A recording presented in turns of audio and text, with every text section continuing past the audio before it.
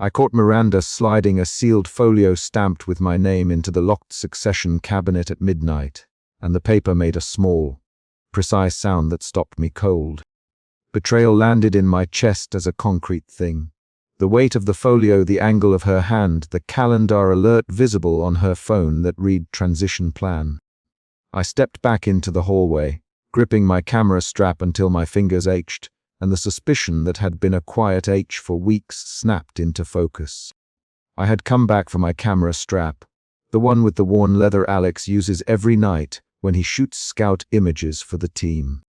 I tell you that because it matters. I had nothing larger planned, no ulterior move.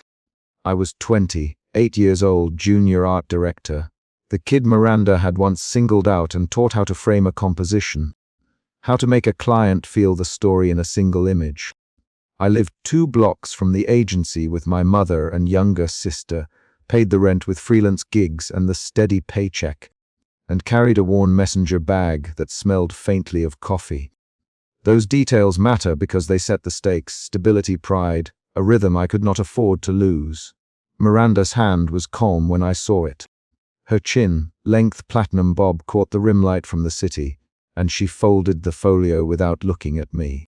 She did not startle. She did not drop the paper. She slid it into the cabinet and turned the key with the same exactness she used when she praised a layout in front of the team. Her posture said control. Her eyes, when she finally met mine through the glass partition, gave me a measured smile that did not reach her voice. "Alex," she said, on that precise, cool tone she keeps for the room you re-still here. "Why is there a folio with my name in your succession cabinet?" I asked. I kept my voice even because I wanted to watch her reaction. My hands tapped the messenger strap. My jaw tightened. She folded her hands and did what she always does when she wants to move on. She gave a small, exacting smile. "Open it and see." Miranda. The line from Julian arrived on my phone the moment her smile closed. "Meet me for the presentation in the morning." The message was brief. Julian Park's name flashed with the CO badge. His text carried the kind of casual demand that leaves no room for negotiation. I say suspicion became anger in the span of 2 sentences because I felt my mouth go dry and then my voice rise. "Miranda, tell me what's happening. Is there a transition?" I asked. I stepped closer to the glass corridor. The floor hummed with the night act. The calendar on her phone blinked. "Transition, test phase." Miranda paused, then her contralto dropped a half step. "Alex, you've been ready. This is a test of ownership. Lead the morning deck and you will see what I mean." Her hands folded again, precise as origami. Her words landed like a challenge. I had been her student for 3 years. She had corrected my line spacing in front of clients, taken my half-formed ideas and rewired them into storytelling machines. I had stayed late because she stayed later, because I wanted to learn that exacting control, because my family depended on my steady paycheck. The calendar entry and the sealed folio reframed those late nights as something else, a plan with me at its center, drafted without my consent. We argued then, but the argument began with questions and ended with a deadline. Mirror, glass turned us into silhouettes. "Miranda, you don't get to surprise me with a promotion test on a client presentation." I said. "This isn't a surprise, Alex." "You for a chance," she replied. "You wanted to run something in front of Julian. Take it and run it." Julian's message pinged again. "Meet at 9. Bring the deck." The corridor smelled of toner and brewed coffee. I left with the folio still clutched beneath my arm, unable to shake the view of her sliding that paper into the cabinet. That motion had rearranged how I read every praise she'd given me in the past year. Back at my desk in the creative bullpen, I opened the folio because sleep would not come, and because suspicion had become something I had to test. The file inside was stamped transition memo. There was a draft email between Miranda and Julian that listed my name and a sequence of staged exposures. A solo lead on a client pitch, a manufactured gap for me to fill, a note that read, "See if he can own it." Each instruction was written with Miranda's clinical voice and Julian's fiscal shortened. I read and reread the memo until my eyes stung. The emotion shifted then, anger thinned into confusion. I paced the bullpen. My hands rearranged sketches more than once. My chest felt tight. I thought of Miranda correcting my kerning, and then of her placing the folio into the cabinet like a piece of evidence in a trial. I had believed mentorship and now had proof it had been orchestration. I told myself she had good reasons. I told myself Miranda wanted to test who could survive the agency and who could lead clients. The rationalizations lasted until the morning meeting, when Julian framed Miranda as the house visionary and then turned to me with that smile that never reaches his eyes. "Alex, Julian in the client presentation room. We want to see what fresh eyes can do. Run us through the creative concept." He glanced at Miranda, then at the client, then back at me. "Show us how you deposition this." The client was from a national retail chain. Their heads tilted toward the screen. My slides should have been there. My voice should have sailed through my rehearsed lines. Instead, 3 key slides were missing. An alternate set glowed on the screen with phrasing that undermined the sequence I'd planned. A client asked a sharp, unexpected question about distribution logistics that would only come up if you had not threaded the production timeline into the creative narrative. I felt the room pivot around me. My hands found the edge of the lectern. My mouth worked as if sorting through a pile of misplaced props. "I'm not sure where those slides came from," I said. "We prepared." "Alex," the client interrupted. "This version seems incomplete." "Who prepared this deck?" Julian leaned forward, watching. Miranda sat at the back with her hands folded. Her face was unreadable. The sudden rush in me, heat pooling beneath the ribcage, shifted into something raw. I looked at Miranda, and the rest of the room watched my gaze like a jury. After the meeting, the air in the hallway felt different. That small conference had stripped the scaffolding I'd been learning to trust. I stormed into Miranda's office so fast the door clicked behind me. "Miranda, those slides, who did that?" I threw the folio on her desk. The leather folio landed with an angry slap. She did not flinch. "Alex, I had to see you under pressure. The presentation was designed to expose how you handle an unexpected pivot. You ran as you were coached to, as I was coached to," I said. "You put me on to fail, so you prove a point." She tapped a pen against the leather folio.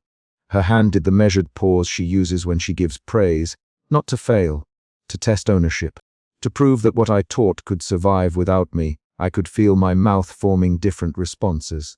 An accusation, a plea, a demand. I chose rapid lines instead, "So you set me up. You let them cut my slides. You let a client humiliate me." She did not raise her voice. Her answers came in careful beats. "Julian wanted him molded." "Miranda," she said, and then corrected herself with a minimal smile. "Alex, Julian wanted a team he could shape. I wanted a successor who could carry the agency's voice."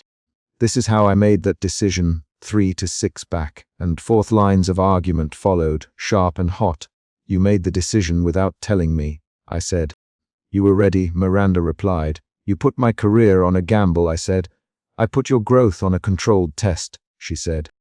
Her wording made me taste metal. My hands balled into fists. I paced to the window and pressed my forehead to the glass. Downtown lights threw gold and teal across my face. The physical sensation of my chest compressing replaced general anger with a sharper, concrete reaction. My hands trembled. I spoke through the trimmer. "If you wanted me to lead, why not say so? Why hide the memo?" She closed her eyes for a beat, and then opened them as if making a careful arithmetic. "Because Miranda cannot show weakness. Because legacy is fragile. Because the board responds to results, not speeches." She used the word legacy. The agency she built needed visible continuity. She framed sacrifice as strategy. Each rational sentence rearranged the moral shape of her actions in my head. I wanted to throw the folio at her. I wanted to ask who else she detested like this. The shift from confusion into a resigned clarity moved through me slowly.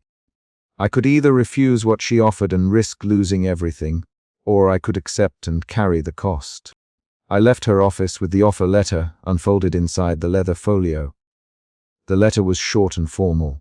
Promotion to senior creative lead, effective immediately. Responsibilities listed in legal precision, a quarter more pay, authority over junior hires.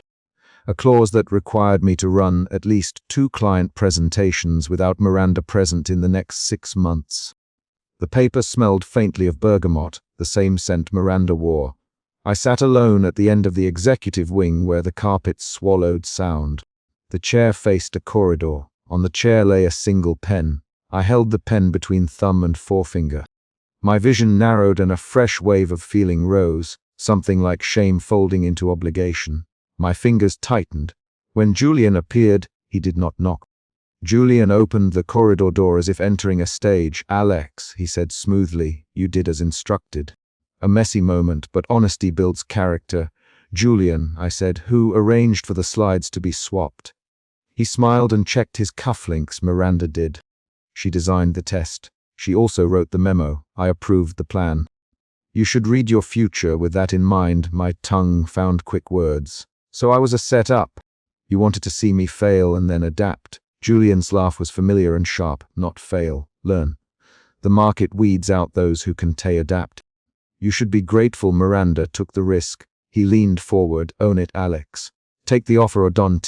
His presence shifted the dynamic again. His choice carried business logic where Miranda's had sounded like protection. The shift inside me was practical now, calculation over fury. I weighed the rent, my sister's tuition, my mother's medicines. I thought of the nights I stayed late watching Miranda correct a layout, watching how she moved clients with a single sentence. I opened the folio and found the draft email between Miranda and Julian again. The precise, cold instructions read differently now that I'd been in the front of the room. The memo contained a postscript: "If he proves resilient, integrate him gradually. If he breaks, reassign with dignity." The clause about dignity felt like a balm and a threat at once. When I confronted Miranda with that line, she folded her hands and looked at me in a way that finally stopped me. "Alex," she said, and her voice lost some of its distance, "I did not want to hurt you. I wanted to ensure the agency had a leader who could do what's necessary under pressure. That's my responsibility." She tapped the leather folio once, "and you have to decide if you can carry that responsibility." I thought of the night I first stayed to watch her work. She had shown me how to set a visual hierarchy, how to let a headline land, how to make a client's face move when they saw a mock-up. She had pulled me into confidence then. Now she was holding out a test, and a promotion that came with the stain of being staged. My hands shook when I signed the acceptance line on the offer letter because the pen felt like the point where choice became consequence. The mini cliffhanger came in the form of an unexpected phone call as I sealed the envelope to Ha. My mother called to say our landlord wanted the overdue rent paid by the end of the month. Her voice carried a tiredness I know from our kitchen table. That call turned the ethical dilemma into a ledger: pay rent or walk away. The external event forced the decision to land now. I walked the folio down the corridor to the executive suite. Miranda watched me approach, and when I stopped, she gave the smallest of nods. It was not triumph, it was not apology. It was a pivot of someone who had practiced restraint for decades. "Alex," she said, "if you take the role, you will have authority. You will also have to make the calls I make. You'll be on the line. Are you prepared for that?" I thought of the pitch and how my throat had gone dry. I thought of the client rolling their eyes. I thought of Julian checking his watch. I thought of my sister's scholarship letter pinned to our refrigerator back home. I slid the pen from the chair into my hand. The hinge of the pen clicked softly. "Yes," I said. Miranda's face softened for a breath. She did not reach out to touch my shoulder. She never does that. She folded her hands and then, in a motion as precise as any design choice she had taught me, she offered me a small piece of counsel. "When they try to unsettle you," she said, "don't answer to the panic in the room. Answer to the idea you believe in." I put the pen down on the circle of paper where the signature had already been written. My hand hesitated. I could feel the steady intake of my breath. My thumb smoothed the paper. I set the pen aside and lowered myself into the chair. The corridor light warmed the leather on Miranda's desk. Outside the window, the city glinted in gold and teal spill. The folio lay closed. The offer letter sat folded. I had accepted, my signature pressed clean into the paper, and the chair at the end of the corridor kept its single pen. The moment was concrete. I had a promotion, and the cost of being chosen was something I would carry when I walked into the next room. When I left the executive wing, Miranda returned to her desk. Julian retreated to his office. The agency continued. Calls, emails, the thin click of keys. The pen remained where I had left it until someone collected it later that evening. My acceptance did not erase the way Miranda had prepared me to replace her. It sealed that process into an arrangement I would now have to defend. I stood in the hallway long enough to count the number of breaths it took to steady my hands, then walked down to the bullpen where the overnight lights hummed and the prints of our work waited to be rearranged. I do not end this with a manifesto. I end this with the fact that a pen sat on a chair. I set it aside, and I sat. That choice rearranged the next morning, and the next set of presentations would show whether I could hold the authority Miranda engineered for me, or whether Julian's preference for pliable talent would find me wanting. For now, the agency was quieter, and the folio in Miranda's cabinet kept a folded plan that had moved me from pupil to the person in the seat. The consequences would arrive with the next call, the next client question, and the next person who watched me handle a room. The folio moved like a small, deliberate weapon across the table. Miranda's fingertips barely brushed the corner, and then it was there. Betrayal landed in my throat the instant my palm closed over the stamped seal. "What is this?" I said, and I said it loud enough for the creative team at the table to look up. Julian smiled without humor.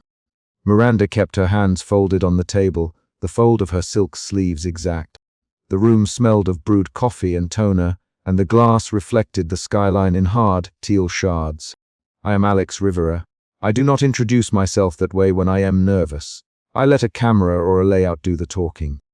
But in the next 3 sentences I needed the team to know whose name was on the folio and why it mattered. I stood up. I put the folio on the table in front of Julian. "This has my name on it," I told him. My voice was even. My palms were not. The pitch prep had been tight, a 2-hour loop of client notes, font choices, and pixel arguments. Julian had been in the room for 9 minutes, checking his watch twice. Miranda had been sharper than usual. The folio arriving at that moment made the meeting change shape in an instant. People shifted in their chairs. A junior copywriter, Raina, cleared her throat. "Is this succession?" she asked. Her question folded the table conversation into something colder. I felt a flip inside me, suspicion picking at the edge of what I trusted. I remembered the time months earlier when I caught Miranda sliding a sealed folio into the locked succession cabinet at midnight. The sound of the paper against metal had been small and precise. That memory sat in the middle of my chest now, specific and raw. The cabinet's cold lock, the calendar alert on her phone ID glimpsed in the dark. I had not told anyone then. Now the folio was public enough to force the issue. Miranda's eyes met mine. She did not look surprised. She looked like someone confirming a plan. "Alex," she said, measured, "I asked Julian to review your portfolio for the board. We need leadership clarity before the client meeting." Her voice worked like a hinge. It opened one thing and closed another. I had 2 impulses at once. The first was to thank her. The second was to ask why my name was being used as a public example without my consent. I chose the second. "You put my folio in front of him without telling me," I said. "Why?" Miranda's smile thinned. "Because you needed pressure, Alex. Because the board needs to see a visible successor. Because you perform better when given a clear runway." Her fingers tapped a steady rhythm on the glass. "Because I built this agency, and I cannot leave it to chance." Her reasons were precise. My reaction was not. I felt anger slide into something colder. Calculation. That shift, anger to calculation, moved my hands. I set the folio back between us and waited for Julian to respond. Julian's reply came in the lobby, after the pitch room emptied. He found me by the angular fern in reception and closed the space between us with a casual step. "Alex," he said, the single name greeting shaped like an offer. "You did well in there." Miranda sent something through. "Clever woman." He smiled the way a man offers a contract without sliding the paper across the table. His approach was sales. "Lean forward, check watch, tilt head. I can make you the visible successor," he said. "Rapid promotion, public title, client FaceTime." But there are terms. Terms sounded like a business card saying goodbye to freedom. Terms. I asked non-compete clauses, public endorsements, a relocation clause if a key account asks, and monthly check-ins with me. Also, he added, some reputation management. You become the agency's image in certain markets. He watched my expression the way a cinematographer frames light to reveal just the cheekbone. I heard Miranda's voice in my head explaining testing under the guise of mentorship. I heard my late night memory of the locked cabinet. I felt my loyalties split like a layout with two color directions. The shift from suspicion to anger to doubt came quick. I wanted to believe Miranda protected me. I wanted to believe Julian's offer was the fastest path to stability for my family. I feared that accepting would bind me. I told Julian I needed time. He closed with a clean line. Think about leverage, Alex. Power wants partners who accept constraints. He left. The lobby felt colder. I walked back to the studio and sat at my desk where the day had left a small stack of roughs and an old black coffee ring. I opened the folio. The folio's seal had been stamped in gold leaf. The addendum was not on the front page. It was folded into a client brief under a print spec. My fingers hesitated. The line between mentorship and contract had been papered over in tiny clauses. The hidden clause read like a personal map of obligations. It demanded that any promotion be accompanied by a binding public role, speeches, client lunches, external interviews, and a probationary period of oversight by the executive office. Most of it was normal corporate language. The paragraph that made my chest constrict named a non-disclosure about internal succession discussions and a penalty clause tied to certain personal sacrifices. A vague requirement about availability for late-night client events and a stipulation about relocation assistance that could be rescinded if leadership integrity criteria were not met. I read the lines twice. My hands tightened on the paper. I felt anger rise again, and this time it flickered into a steadier, fiercer resolve. I grabbed my phone and I went to find Miranda. I caught her in the corridor outside her office, standing with her back to the windows. The light cut across her blazer in gold and black. Miranda, I said, you put this in my folio without telling me. There's a clause that. I held the folio up between us. She turned slowly. Her face did not change much, but her eyes moved faster than her mouth. Alex, she said, I thought you'd see the necessity. This is not a trap. It is a structure. She folded her hands. I have watched you design with a clarity most of that room lacks. I elevated you because you could carry our voice. You elevated me by signing me to conditions I didn't agree to. I said, I need to know if you put my name forward to protect me or to secure your legacy. There was a pause. Both. Miranda finally, both and more. Her answer did not land like explanation. It landed like a ledger entry. I asked the first hard question that had been sitting in my chest since midnight months earlier. Did you put me in the succession cabinet at night? The time I found the folio, she did not blink. Yes, that single admission tightened something in me I had been trying to keep loose. Trust. I had gratitude toward her for training me, for the rare praise she gave. I also felt used. The emotion shifted again, from calculated anger into a quiet, bitter disappointment. My hands went cold. Miranda stepped closer, just enough to close the corridor's air. You are not a placeholder, Alex. You are my choice. I cannot afford to leave without assurance that the agency's voice survives. She the words without flourish. I am afraid of being replaced by the wrong kind of leader. I made you the right kind. Her voice contained fear, thin and brittle like a varnish. It was the first time I heard her admit a stake beyond control. That admission did something unpredictable. It diminished some of my anger and introduced another danger. Gratitude and resentment could be a hazardous mix. I did not answer her immediately. Instead, I walked down to the lobby and waited for the next external move. The next external move came in the form of an email from Julian. A meeting in his corner office at 3 p.m. sharp. Julian's office had a single floor-to-ceiling window. He kept his watch face turned toward you, as if time itself were another item on a balance sheet. He set a leather folder on the desk and opened it without glancing at me. The folio and the addendum sat between us like evidence. Alex, he said, Miranda has been pragmatic. You have talent. We can accelerate you. But leadership is not just talent, it's availability. Are you willing to be available? I answered with a question. Available for what, exactly? He looked at me as if he were offering a camera angle. Late logs for clients, corporate appearances, immediate acceptance of team restructuring when needed, and a willingness to be the public face when crises arise. We would also expect loyalty. Non-disclosure of internal maneuvering and agreement to an advisory oversight for 12 months that reads like micromanagement, I said. It reads like I give up the right to negotiate my life. He pursed his lips. It reads like the cost of moving up. There is no free rise. You should know what you ask for. The exchange became a negotiation. Julian spoke in short, practiced sentences. I answered with equal economy. 3 rapid lines followed. Back and forth. Julian, is this about the account's comfort or control? I asked. Both. Julian, clients want a face they trust. The board wants stability. And Miranda. I said, Miranda wants an heir. He said, I want someone malleable. That last line landed like a practical diagnosis.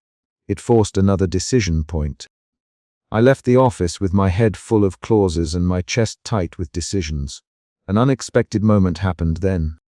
Rena from the creative team intercepted me in the stairwell with a crumpled draft and an urgent look. Alex, she said, breath quick, the client called. They specifically to see your deck if you do the presentation tomorrow. They were ready to commit if the creative direction is the same as today. She handed me the draft. We need you to lead. Her plea shifted something inside me. The abstract negotiation collapsed into a concrete demand. The team expected me. Acceptance would mean leading on a fragile foundation. Refusal might look like retreat. I called Miranda and asked to meet in her office at noon. She agreed. The office smelled of bergamot and old paper. She pushed a cup of coffee toward me. Her gold cuff reflected a thin line of light. Sit, she said. We will go through your plan. She opened a folder and laid out a strategic plan. It was comprehensive. Brand voice matrices, 5-year client roadmaps, succession scenario planning. She spoke like a teacher explaining a complex proof. I put you forward because you think like this, she said. Because when you cut images, you cut to meaning. The agency needs that. As she spoke, I watched her make an argument for me with gestures that had weight. She praised my work with a precision that sounded almost engineered. Your work resonates with markets we've not yet drilled into. You can carry us there. Her praise should have felt like comfort. Instead, each sentence salted the wound of the folio's hidden clauses. The mentorship, I realized, was also a test. She had been watching whether I could translate agency voice into a replicable process. The shift in my understanding, mentor to manipulator, hit like a small, bright cut. I asked the question that had been under my tongue since the lobby. Miranda, did you intend for those clauses to limit my choices? She folded her hands precisely. Limit is too charged a word. I wanted assurances. A successor cannot emerge without structures. Structures ensure continuity. Her answer left a metal taste in my mouth. I left her office and returned to my desk. I laid the folio on the table and called Julian again. He was unreachable. I opened the folio one more time and found an addendum I had missed. A tiny clause that required public loyalty statements during transitions and language, assigning decision rights to an advisory board during the first year of any promotion.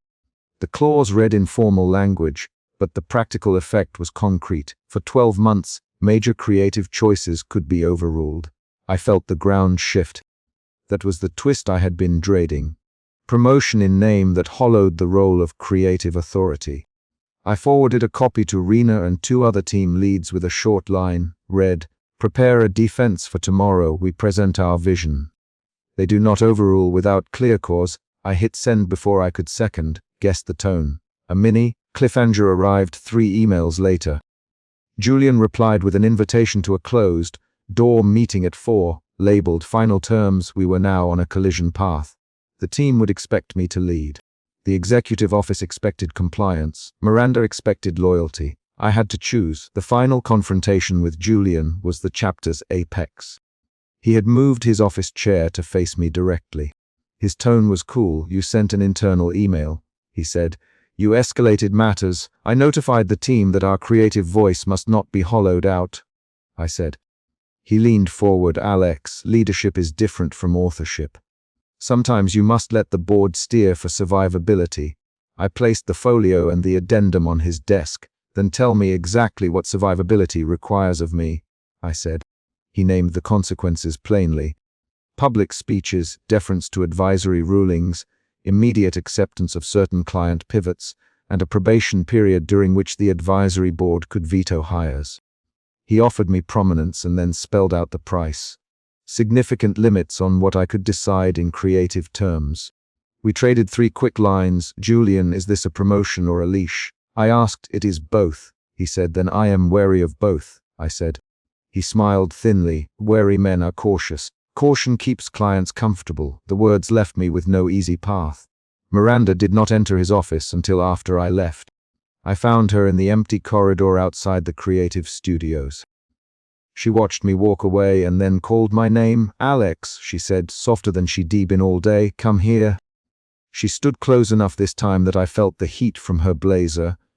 I wanted you to be chosen on your merits. I wanted proof that you could handle pressure. I feared a wrong successor would undo what I built. Do you understand that? She asked. I looked at her and felt something like pity for that fear. It did not absolve what she had done. I understand fear, I said, but you made a bargain with my life without telling me. She paused. For a moment, the precision in her face fell away and left the traces of something real. I am tired of watching people take the agency apart because I did not make a plan. I am tired, Alex. The words were short, direct, close to breaking. That was a vulnerability I had not seen often from her. It shifted the angle of my anger again into a softer confusion. I did not want to punish her for being human. I did not want to be bound. I left the office and walked the city blocks in the late light, the gold of sunset against teal glass. At my apartment, I laid the folio on my table, my vintage camera strap folded beside it like an old proof that I had chosen image, making over neat career moves. I thought about my mother waiting for rent and about the dinners I skipped to pay bills. I thought about Rainer's urgent face and the team's trust. I wrote one message to the creative group, a short, direct line: prepare a public defense. We show them why control will cost the account. Then I typed another note and deleted it 3 times. The emotion inside me pulsed: anger, doubt, a small ember of resolve. I typed and erased until the message felt like what I'd actually do, not what I wanted to say in the heat. Finally, I sent a single, precise instruction to the team with a copy to Julian and Miranda. Tomorrow at 9, we present the creative strategy exactly as drafted.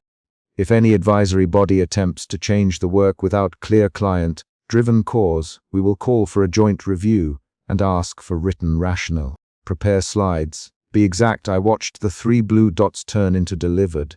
The action was small and exact. The day's tests were not over, but I had shifted from feeling acted upon to taking a visible, practical step. I had turned private betrayal into a public stance. Outside my window, the city moved on. My phone buzzed with a new message.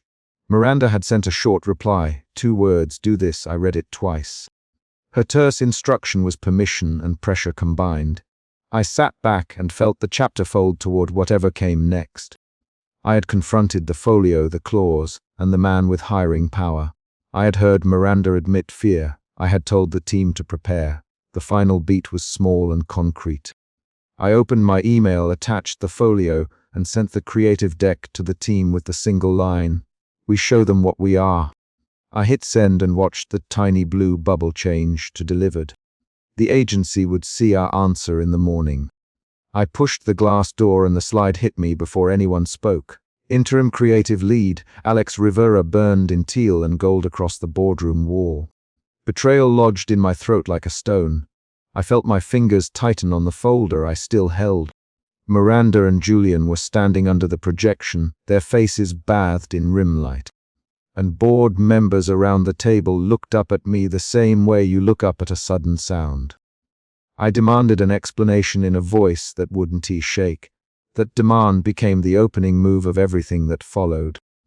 I am 28. I work late. And I have a habit of bringing print proofs home so my daughter can trace the lines on the paper. 5 sentences into that night, I had already lost the small certainty I carried that Miranda mentored me out of respect, not calculation.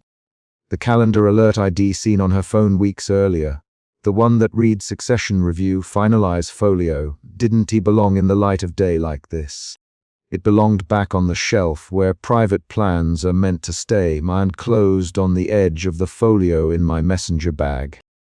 I could feel the worn leather strap press into my palm.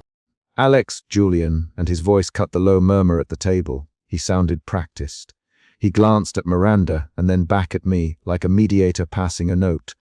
We thought it best to make this clear tonight. I put the folio on the table and pushed a chair back hard enough that it scraped. Make what clear? I asked. My mouth was dry, but my words were precise. I stared at Miranda, put my name in a sealed folio at midnight. You didn't tell me. You chose me without asking. Miranda folded her hands and kept her gaze level. I have been preparing a controlled transition, Alex, she said. Her voice had the same measured cadence I heard when she praised work in front of the team. You know the clients, you know the work. This is about continuity. Betrayal was the route that pulled me from the door and pushed me around the table. It altered my choices in the room. I moved from shock to rage in 3 breaths, then to a quieter planning that felt like recoil. I had to force myself to speak so that the board would hear my next question without letting my hands betray me. The folio, I said, tapping the stamped seal with a fingertip, has my name. What was in it when you slid it into the Succession cabinet at midnight? I said it aloud to everyone, and the room went tight. A board member cleared his throat and said, "We've discussed this for weeks." His tone tried to flatten an argument before it started. Julian smiled too quickly. Miranda's jaw moved once, a small precise motion, like a hinge closing. That motion snapped me back to the night I'd caught her sliding the sealed folio into the locked cabinet. I had been passing the executive corridor at midnight to fetch a print when the door clicked and the folio made a metallic whisper as it met the lock. I remembered the calendar alert on her phone shining green in the dark earlier that day.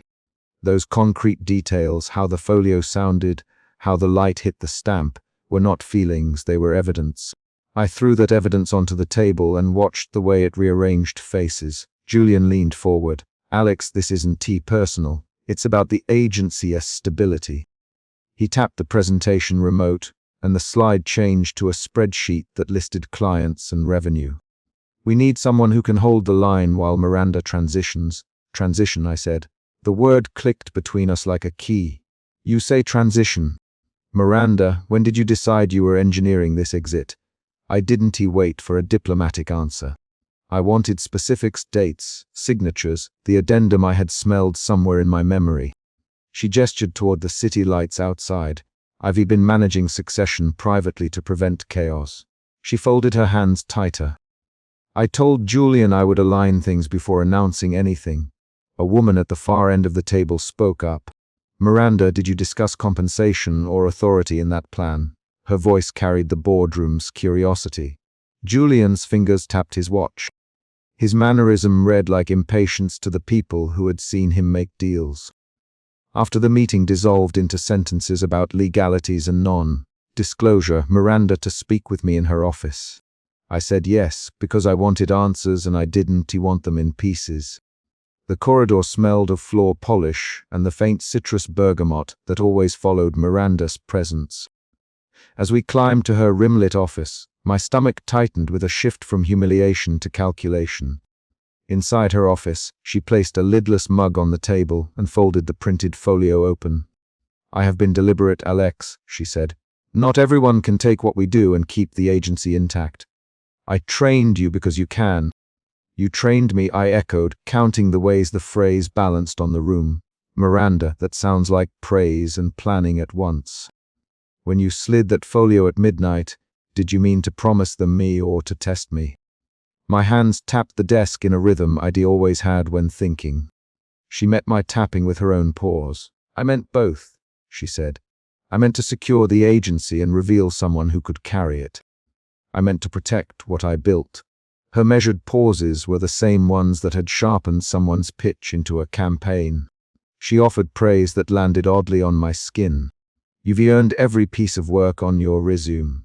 You are careful with images, you make clients comfortable, and you keep your team steady.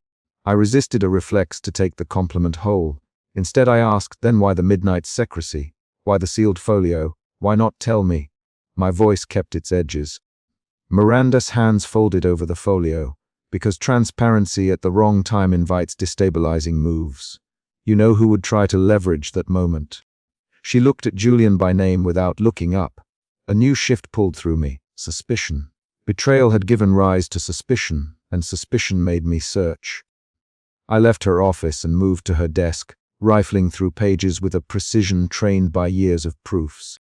The folio's inner sheets smelled faintly of ink and bergamot, the same scent she wore. There it was. A hidden addendum tucked between campaign budgets that named terms I had not imagined. It defined reporting lines that gave Julian a veto and reduced Miranda's final authority to an advisory clause. My fingers paused on the paper where signatures blurred under a stamped approval. The addendum changed the pattern of the whole plan. It turned the story from a mentor grooming a protégé into a negotiated transfer that protected Julian's control and trimmed Miranda's power.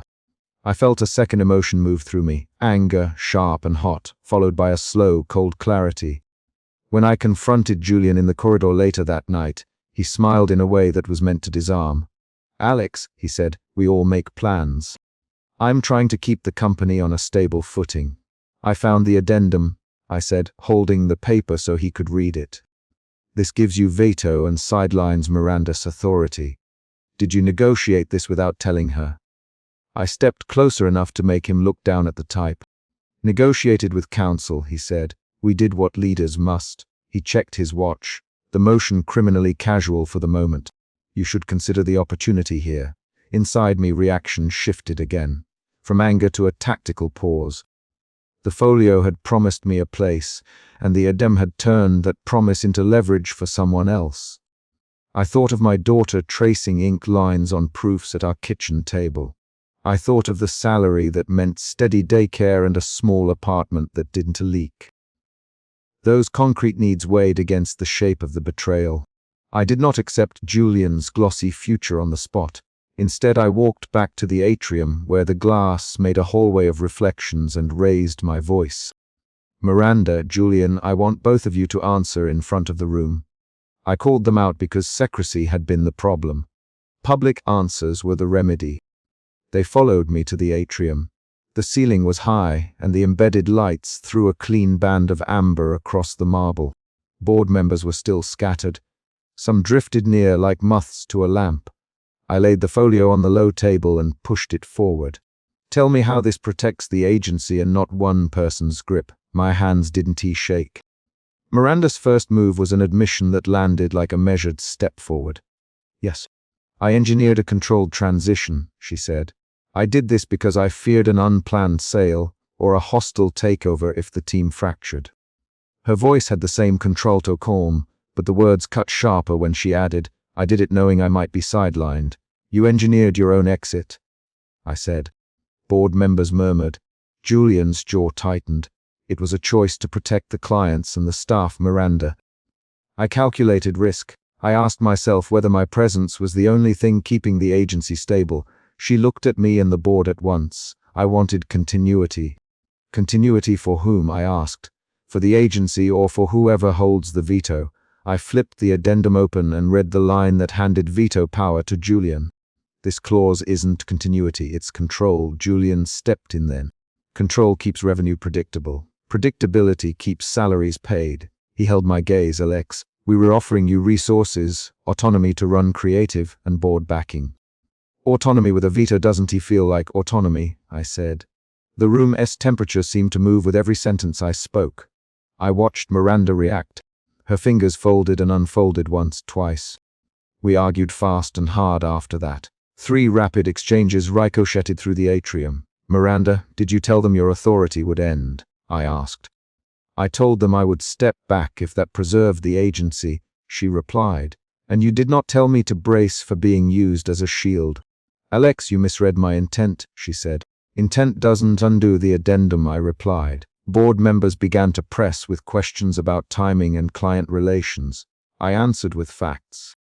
The filing date on the addendum, the meeting minutes I had photographed, the calendar alert on her phone. Each concrete piece of evidence moved the conversation from accusation to negotiation. At one point, a junior creative burst in from the corridor. "Clients on line 1, she said, breathless. "They want reassurance."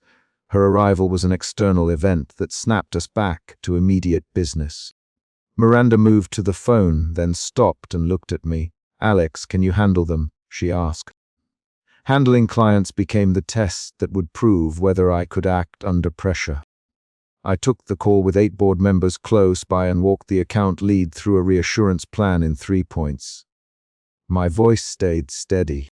After the call, a partner approached me and said, "You calmed them down." That sentence, practical, small, shifted something in the room. It changed the evaluation from theoretical readiness to visible performance. Miranda nodded once, thinly. Julian's expression didn't change, but I saw an adjustment in how he sized me. Late into the night, Miranda for one more private conversation.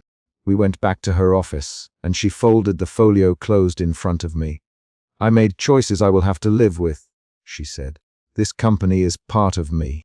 If I hadn't T-plan, someone would have taken it. Julian is practical. He wanted assurances. I wanted protection."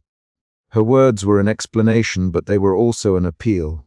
She touched the leather folio as if it were both map and heirloom. "Alex, I trained you to hold the room, to translate messy ideas into clear images, and to keep the team calm. I trained you to be the person I could trust with clients when I stepped back." I remembered the moments she decorrected a type size with a single finger, taught me to fold briefs so the edge lined up with the logo, placed her palm over an errant layout and said, less obviously clever. More honest, those concrete lessons had built me. They had also nested a debt in me. "I trained you," she said again, and there was no flourish in the repetition this time.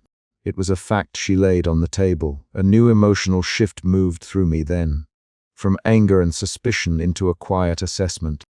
I had to decide whether to be the pawn the document suggested or to reshape the table. I thought of my daughter's small hand tracing ink on a proof. I thought of the stability I needed. I thought of Miranda's voice teaching me to tighten an argument. Those were concrete weights. I spoke plainly. "I want to be a pawn." The words were small and sharp. "If you want me to take this position, we write terms that protect Miranda's legacy and my agency. No hidden vetoes, clear reporting, compensation that covers the costs you called predictability, and public recognition of Miranda's role as founder for as long as she chooses." Julian objected when I laid those terms out in the boardroom. "We can remove checks that protect investors," he said. He offered his version of a safety net, a staggered authority that retained veto power. We traded 3 rounds of quick exchange where he angled for control and I refused to accept the addendum's secrecy. Our back and forth had the rhythm of negotiation, probing, countering, clarifying. "Alex, you're asking for too much," Julian in one of those rounds. "Then name what you will allow," I replied. "We can offer a probationary agreement with specified milestones," he said. "Then the milestones go public and Miranda retains advisory authority with explicit client protection clauses," I replied. 3 board members spoke up to break the deadlock and suggested mediation with legal counsel at first light. That external intervention was a minor cliffhanger. Would Julian accept an open process, or would he push the addendum through quietly? The room paused to see which path he'd pick. Julian leaned back and glanced at Miranda. "Do you accept those terms?" he asked her silently. Miranda looked at me. Her eyes were rimlit and tired. "I accept," she said finally. The sentence landed and took the room with it. She accepted the public terms that preserved client protections and kept her name tied to the agency. No fireworks followed. Instead, we spent the next hours drafting language, calling legal, and arranging a public announcement window. Each action was mundane and real. Signatures, recorded minutes, a pressed timeline. We moved through tasks the way surgeons move through a long operation, steady hands, precise steps. At dawn, when the cleaning crew rolled a cart down the corridor and the city began to pale at the edges, the boardroom felt like a room that had lived through a storm. Chairs were pushed back into place. Coffee cups had rings on the table. I sat in the newly vacated executive chair that had been empty since Miranda's decision circulated. A single pen rested on its arm. Miranda stood near the doorway, coat over her arm. She didn't ask me to take anything from her. She had engineered an exit and then put it in my hands with conditions I'd insisted upon. The emotion that guided me at the end was less a slogan than a set of actions: protect clients, secure staff, and honor the work she'd done. She crossed the floor and paused by the window that framed the skyline in blue-gray light. "Alex," she said, "you can run this. Be careful with the part of the company that is not on an org chart." "What part is that?" I asked. "The loyalties, the small habits, the reasons people stay." She touched the rim of the chair as if to check the leather. "Those are harder to defend than accounts." I nodded. I took the pen and set it precisely along the chair arm. The pen felt ordinary and exact. "I will sign for the clients. I will keep their confidence," I said. Miranda looked down at the folio in my hands, then up at me. "Thank you," she said, once, and the tone was neither wide nor cold. It held a brittle warmth that had always come when she meant something private. She turned and walked down the corridor without looking back. Her steps measured out the distance she had chosen. As she passed the boardroom door, she straightened a hanging brochure on the wall with a single finger. A small, precise motion that eased something in me the way a tightened rule might ease a loose layout. I sat for a long minute in the chair, the pen under my fingers. The dawn moved across the table in a band of gold, and then teal as the city came alive. Board members slowly drifted out to make calls, to set up the public statement, to hold clients. Julian made one last offer about staggered approvals, and I declined politely. The language we de-drafted would stand. I rose and walked to the window, where the sky had the thin blue of early business hours. My hands were steady. The folio in my messenger bag was closed, stamped, and now annotated with the changes we agreed upon. Miranda's name remained on the masthead as founder and creative director emeritus. The addendum was rewritten so vetoes became consultative reviews with timelines. I had turned secrecy into a contract that required public accountability. A cleaning cart rattled past and the attendant tipped his cap. I took the single pen and slid it into my breast pocket, where it would be ready for sketches and quick edits. I thought of my daughter and the ink lines she traced. I thought of the lessons Miranda had given me with deliberate smallness. I thought of Julian's pragmatic measures and of the way the board had listened when clients needed calm. The chapter closed on an action.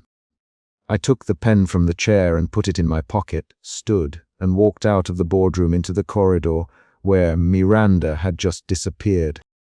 There was no speech about destiny. There was only the sound of my shoes on the floor and a new set of minutes to fill.